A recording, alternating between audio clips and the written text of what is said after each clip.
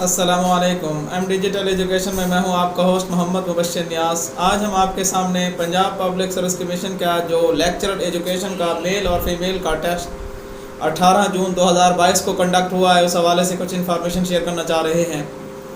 मुझे उम्मीद है आपको इस हवाले से बहुत अच्छी इन्फॉर्मेशन पहले से भी दस्तियाब होगी और इस वीडियो के ज़रिए भी आपको बहुत अच्छी इन्फॉर्मेशन मिलेगी।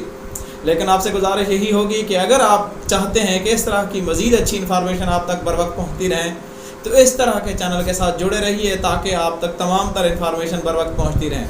अब हम बात करते हैं कि पंजाब पब्लिक सर्विस कमीशन का जो टेस्ट लेक्चर एजुकेशन का कंडक्ट हुआ है 18 तारीख को, इसके तमाम तर पैरामीटर्स को वन बाई वन करके डिस्कस करते हैं कि ये किस तरह से था, कैसा था, इसका डिफ़िकल्टी लेवल क्या था और फिर इसका जो मुतवक्के मेरिट है मेल और फीमेल का वो क्या हो सकता है।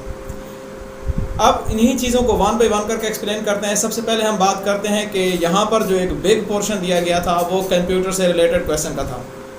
वो तमाम तर उम्मीदवार जिनका कंप्यूटर से रिलेटेड बैकग्राउंड था या कंप्यूटर से रिलेटेड इनको इनफ इंफॉर्मेशन थी तो उनको यहाँ पर एक बहुत बड़ा एडवांटेज मिला है कि 10 से 12 क्वेश्चन डायरेक्टली कंप्यूटर से रिलेटेड थे और वो इस हवाले से उनको काफ़ी फ़ायदा पहुँचा है।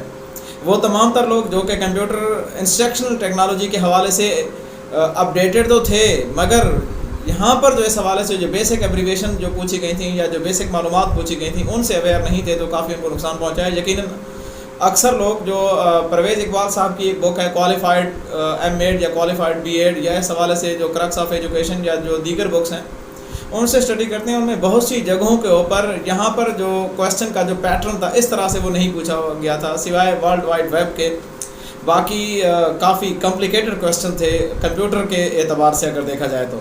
हाँ, अगर आप लोग कंप्यूटर के बैकग्राउंड से ताल्लुक़ रखते हैं, आपको कंप्यूटर के समहाउ पहले से है तो फिर आपके लिए ये क्वेश्चन इंतहाई आसान थे और आप बआसानी जो दीगर कैंडिडेट हैं आपको उनके ऊपर 5 से 10% एक एज हासिल है। अब हम बात करते हैं इनके जो टीचिंग मेथडोलॉजी है उससे भी क्वेश्चन थे लेकिन बहुत कम क्वेश्चन थे। वो ज़्यादा मेरिट को डिस्टर्ब करने वाले क्वेश्चन नहीं थे।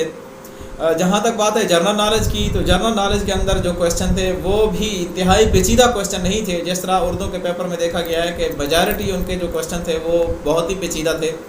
यहाँ लेक्चर एजुकेशन के पेपर के अंदर ये जनरल नॉलेज वाला जो पोर्शन था जिसमें 20 नंबर अमूमी तौर पे आते हैं आपके लेक्चरर के टेस्ट के अंदर, तो वो इंतहाई पेचीदा नहीं थे। एक बेसिक लेवल के अंग्रेज़ी की अगर इंग्लिश की हम बात करें तो वहाँ पे बेसिक लेवल के 2 सेंटेंसेस दिए हुए थे, कोई पेचीदगी नहीं थी उसमें।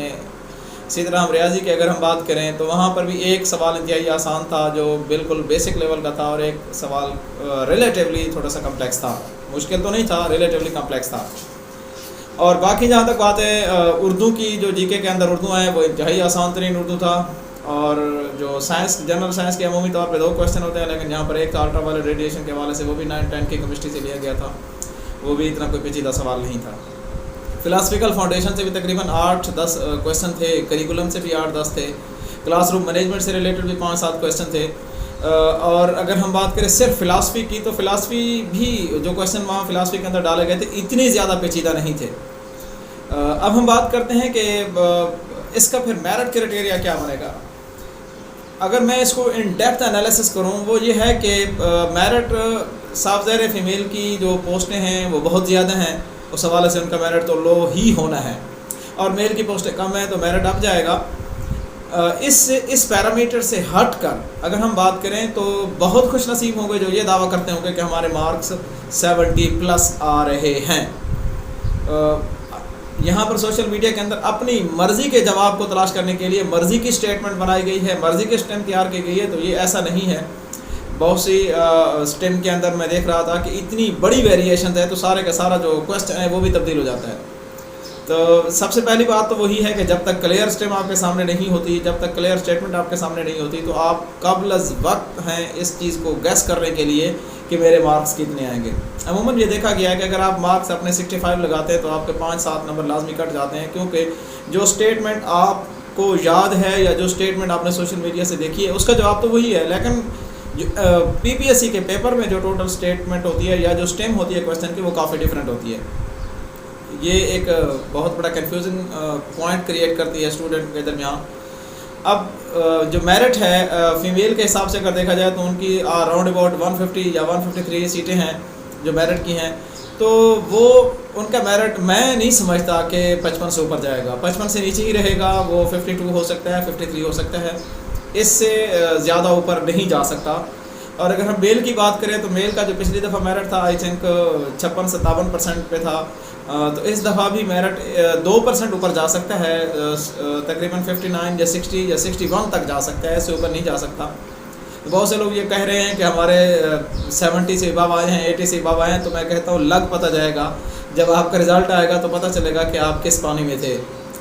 اسٹیٹمنٹ اگرچہ آسان نظر آ رہی تھی, لیکن ان کے جو آپشنز ہیں, جو ان کے MCQs کے آنسرز ہیں, وہ اتنے آسان نہیں تھے, کافی کنفیوزنگ تھے. بہت سے کویسچن اگر دیکھا جائے تو وہ بالکل ایک دوسرے کے ساتھ کریکٹلی آپس میں جو ہے نا وہ کوریلیٹ کرتے تھے, کیونکہ آل آف دیز کا آپشن تھا نہیں, نن آف دیز کے آپشن تھے نہیں, تو آپ کو انہی میں سے جو بیسٹ سوٹیبل آنسر تھا انہی کو ہی سلیکٹ کرنا تھا. تو آپ جو سمجھ رہے ٹھیک ہے, ضروری نہیں ہے وہ PPSC کی کے نزدیک بھی ٹھیک ہو. تو میں سمجھتا ہوں 2 سے 3% اباب جا سکتا ہے, یعنی 62% میں کہتا ہوں جو لاسٹ اس کا جو اپر لمٹ ہے میل کے لیے, وہ 62% میرٹ ہوگا. انٹرویو کوالیفائی کر جائیں گے جن کے 62% مارکس آ جائیں گے, اور جو فیمیل ہیں ان کے 53 سے 54 میکسیمم 55 تک جا سکتا ہے, وہ کوالیفائی کر جائیں گے.